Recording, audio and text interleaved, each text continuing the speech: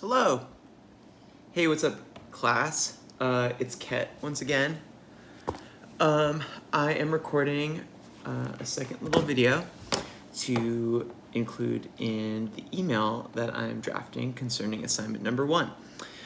And I go into this a little bit in the email, but yeah, even though you guys all got your syllabi and your assignment PDF, and I feel like that has all of the information that is necessary to do this assignment. It hasn't hurt in the past for me to kind of reach out in a variety of ways, sending emails, doing videos, and just doing as much as I can to be clear about what the assignment is, what the goals for the assignment are, what certain things mean. And a lot of this is just because, I don't know, in my earlier experience teaching, sometimes if I would get work back, or sometimes I'd hear things from a student like after submission, be like, oh, I didn't know what this meant, or I didn't understand this and didn't do that, and they were too shy to ask. And I will always, I understand being shy. We're cartoonists, right? So many of us have some introverted tendencies. But I will constantly reiterate that you can reach out to me, you can contact me if you have any questions or concerns, unsure about something about an assignment,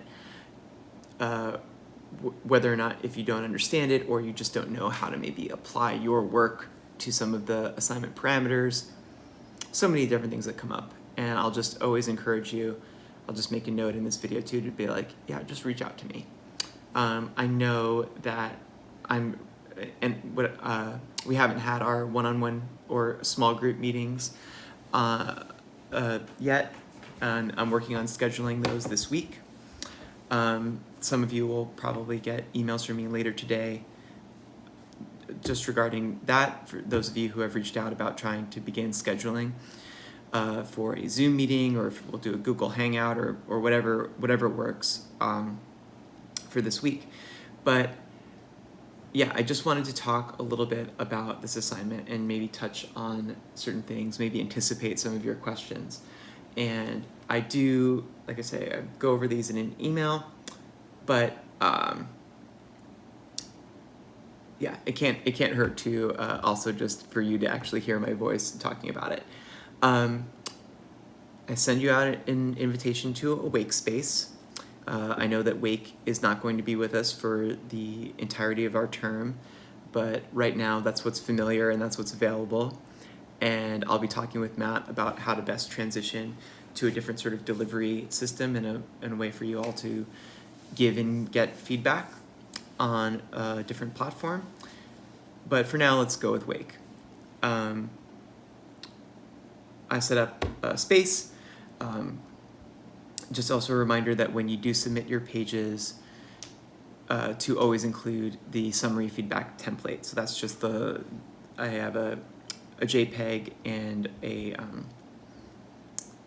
JPEG is probably going to work best on Wake, but a page, and it just has all of your names on it, and it's just a place for you to submit that like one page of written feedback for each other's stuff. You just like find your name at the end of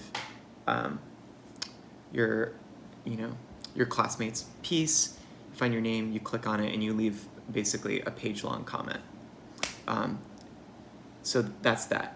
The other things that I address more in this email that I feel are often questions about this assignment and other assignments are, what does loose pencils mean? Or 10 pages sounds like a lot. And so I do a bit in this email to share what I mean by loose pencils. I share some of my first draft pencils for one of my memoir comics for a scene, the first scene in like the first chapter. I know sometimes I have students who, for this assignment, will submit like a first scene from a first chapter. You don't need to do that. But it's definitely one where like I want to see it from the beginning of a scene, right? Because so much of it is about introducing and like bringing your reader in. So basically, I decided to share some of my own work in this way, both to get a sense of that like scene length, and also what I mean by loose pencils. In a lot of in my first year teaching in this program, and in some of my other undergraduate classes that I've taught before, I tend to have the similar approach of really wanting my comics workshop to be a writing workshop. And of course, it's a visual medium, and people love to draw, and they want to. Sometimes I don't know. I don't know you guys yet, so I don't know if any of you that have this, but they want to impress the teacher with like something that's really pretty. It's like a really nice illustration. And you might impress, like I'm sure, like I have been and will be impressed by your work and by the visuals, I'm sure.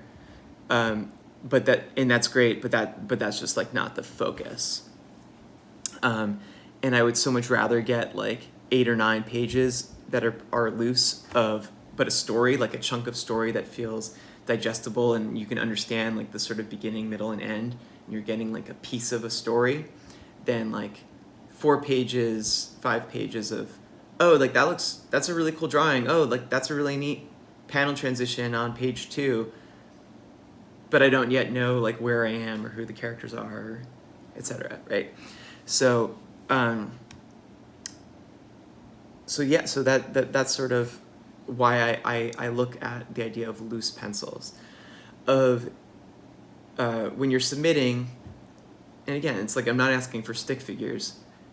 I'm asking for the work to be at a stage where I can read enough about the environment, I can read enough about the characters to distinguish characters from one another, and most importantly, their facial acting, their expressiveness, so that I know how they are conveying information in the scene, and dialogue and narration, like where applicable.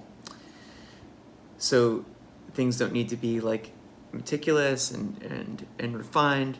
When you look at my pages, you will see that they're super sloppy. But like, and there might be even things where you're looking at it and you'll be like, wait, what does that say? And that's like that's okay. Like it's if any of the rest of you also have maybe sloppy handwriting or have moments that are illegible, one thing that I found that helps on Wake is you can make a little note of like, oh, the character's saying this in this panel. Like you can even do that with a comment on your own work to be like, oh, I know this is a little illegible, but this is what it says. But yeah, just hitting those notes in terms of being able to clearly see the characters, the environment, get a sense for what they're saying, and just like the timing. Hopefully sharing that work will, and again, I'm not doing it to be a show off. I just, like, that's what I have on hand to sort of be like, oh, this is kind of what I mean by loose pencils and by like a chunk of story. Now, yeah, like I asked for 6 to 10 pages. I'm not expecting to get like 10 pages every time, and it's okay if you submit 6. It's okay if you submit 6 every time. But if your scene is 7 pages long, like in the story, like if you're sort of translating from thumbnails to this like loose pencil stage, and you have a scene that's 7 or 8 pages, oh gosh, I'd much rather if you got a little looser on the earlier pages, just so that you can give me the end of the scene. So that's just something to keep in mind going forward. And again, like I won't ding you, as long as you're submitting the required pages. But I just also think for your experience as readers of each other's work, like, right, it's really nice when you have like a chunk of pages that you feel like, oh, you took me through a scene with characters and I got a sense of that, and now the camera's about to go someplace else. And you're about to do a scene-to-scene transition, to use all that Scott McCloud understanding comics language. So that's that in terms of the loose pencils and assignment length. I also just talk a little bit about what this idea is about setting the stage. What what it means to like bring a reader into a story. And there's so many different ways of doing that, you know, no matter what storytelling medium that we're talking about. If we're, you know, looking at our favorite comics and how they introduced us to a scene, or the beginning of the entire work, or if we're talking about film or prose, like what's it like to read those first couple of pages of your favorite like fantasy book? You know, how does an author ground you and like let you know where you are before you even, there might be suggestions of what the story is, like the shape of the whole narrative, even though we're just getting like a little like pinhole view of it, and like, or in the first 10 minutes of a movie. This is very Gen X of me to bring up, but you know, think about like the first 10 minutes of Star Wars, right? Like that famous opening shot, little rebel ship, big Empire ship, power imbalance. What's it telling you? It's telling you there's like a group of people who are being harried by a much more overwhelming force. You know, the scale of it, as soon as you go inside that other ship, it's chaotic. People are tumbling about, like they are down and out. You already have a sense of like that you're in a space opera, that the heroes, we wouldn't even know that they're heroes, but we know that there's like an unmatched force and they're an underdog, and we're already like maybe rooting for them because they seem like they're in distress, like right from the get-go. And then we meet two fussy robots and we're like, oh, are these our main characters? And then it's almost like, well, kind of, sort of, we're gonna be with them for, you know, I guess they've been in all of the saga movies, but you know, like they will be with us for the whole time. They're gonna help carry us through the narrative, and so much of that stuff about the environment and like who's who gets set up so fast, you know. And when those, I remember being a little kid and like, yeah, I'm like 5 minutes into the thing and like they're all like staring at the door, and all of these, I remember thinking, I'm like, are these the main characters, these other guys with bucket helmets and ray guns pointing at the door? And then it comes through and the stormtroopers come through, and it's like so much of what you need to know about that world is in that first 10 minutes of a movie. Another classic Gen X example, I know I'm profiling myself super hard, guys, but Raiders of the Lost Ark. The first 10 minutes of Raiders of the Lost Ark is like a perfect silent movie. Indiana Jones doesn't talk. You don't even see his face until like minute 8 or whatever. They're just, going through the jungle, like talk about environment and like setting a stage of the kind of world that the character is going to inhabit, the kind of situations that you're going to be seeing throughout the story are being hinted at and like sort of telegraphed slightly in that opening scene. And again, for this assignment, it does not have to be the very first scene in your comic. It could be the beginning of any scene in your comic. But with any scene, you are continually sort of like regrounding a reader, regrounding a viewer. Like, hey, where am I? What's around here? Am I supposed to be relaxed? Am I supposed to be scared? How am I supposed to feel in the beginning of this scene?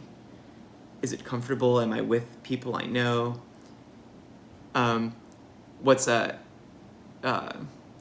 going into like superhero stuff? What, like a scene that I really like in not one of my favorite Marvel movies, but like in Age of Ultron, when all of the Avengers are like hanging out after their party, you know, and they have that scene where they're, and again, like I know that many of you might not get these references, maybe haven't seen all of the same movies. I don't want to presume, but it's the beginning of a scene and it's just a bunch of superheroes, but they're hanging out and lounging around. They've had a few drinks. But like there's so much that's being shown with like the sort of body language and the staging that you're like, oh, okay.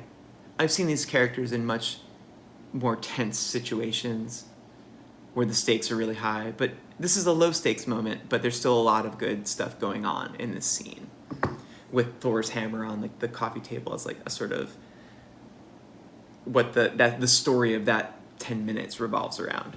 And so, yeah, the idea of like 10 minutes or 10 pages, right? There's a lot that could be conveyed with the space, the setting, how you're staging the environment, and how you're having a character move through that environment, and giving you a sense of what's ahead. I know in the assignment sheet, some of the examples that I put in there are, from Jason Lutz's Berlin, which is one of my absolute favorite graphic novels, or like Jack Kirby's New Gods. And they are, both of those approaches are like both masterful in their own ways, even though they come from completely different kind of schools of thought and visual styling. But here, I'm gonna go grab Berlin off my shelf.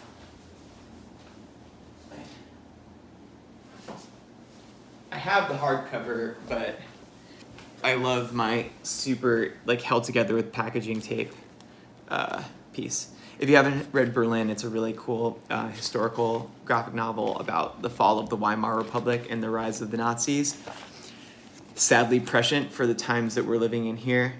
But I'll just show you, you might not even be able to see, but page 1, panel 1, we're on a train, we're zooming in on the train, we're meeting Marta, who's going to be one of our protagonists, an art student, and she's reading quietly, and slumped on the seat across from her is a brown shirt, is like a Nazi, just drooling on himself.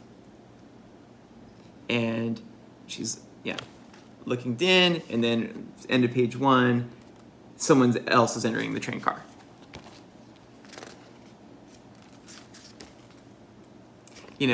Just these little things like that, the timing of it, and where are we? What do we need to know? Oh, we're with this woman. She seems like she's concentrating. She seems like a thoughtful character. Pull back a little bit. Oh, she's on the same bench as a Nazi. They're bad.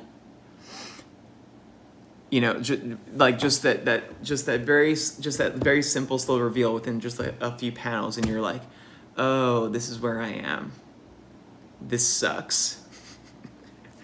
And in 2020, we may know what it's like to be like, oh shit, I'm on the bus or the subway. Oh fuck, this asshole is down the train car from me. What do you do? How do you react? It puts you emotionally on guard in a different way. And in this scene, one of the other main characters, Kurt, enters the scene. The Nazi's still asleep, but then it's then these two people are sharing that experience, and you're getting the sort of claustrophobia of being in a train car. And even though that's just a little scene, it's giving you a sense of maybe what you're going to be dealing with when you're dealing with the larger work of Berlin. Oh, what is this story? Oh, it's looking at these years in this city, and the fact that it's dealing with the rise of National Socialism and a lot of good people sort of being stuck in that space with them. And I don't know if Jason Lutz thought that entirely through when he drew, first page of this in the 90s. And I remember I was buying this book when it was still just coming out in individual issues. But it says a lot. That's really what the entire fucking giant graphic novel is about. So that's just maybe for you guys to maybe just think about how a scene might act as a microcosm or a hint of what the environment is going to tell you about what the story is in the small and in the large. Don't know if I have any other fun examples to pull out. There's, I think I put panels of Tezuka in that assignment PDF as well. Those are, so much manga does a lot of those aspect to aspect transitions, the idea of kind of super slowly bringing you into a world, raindrops hitting rooftops and whatnot, and individual panels. You might get pages of it before you even see a character. So there's different, obviously there's different ways of doing it.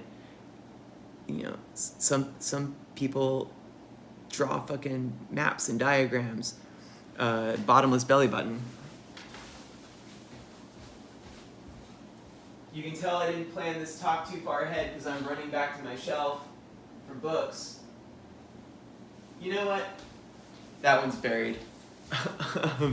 But Bottomless Belly Button by Dash Shaw, you know, when you're getting to a space, he's drawing like diagrams and cutaways of one of the settings, and it's still part of the comic. So there's so many different approaches. There's so many ways that one might approach this assignment. And again, I'm not asking you to sort of fill into a certain formula. All of you have different stories, and you're different kinds of storytellers. What I'm just asking you to do is to develop your language sort of towards this goal, and doing that for your readers, and keeping that as an intention in terms of like grounding the story, paying attention to the world, introducing your readers to your story. So that's really, I'm at just past the 20-minute mark. So I'm gonna stop talking. Once again, I am a blabbermouth. Yeah, that's that.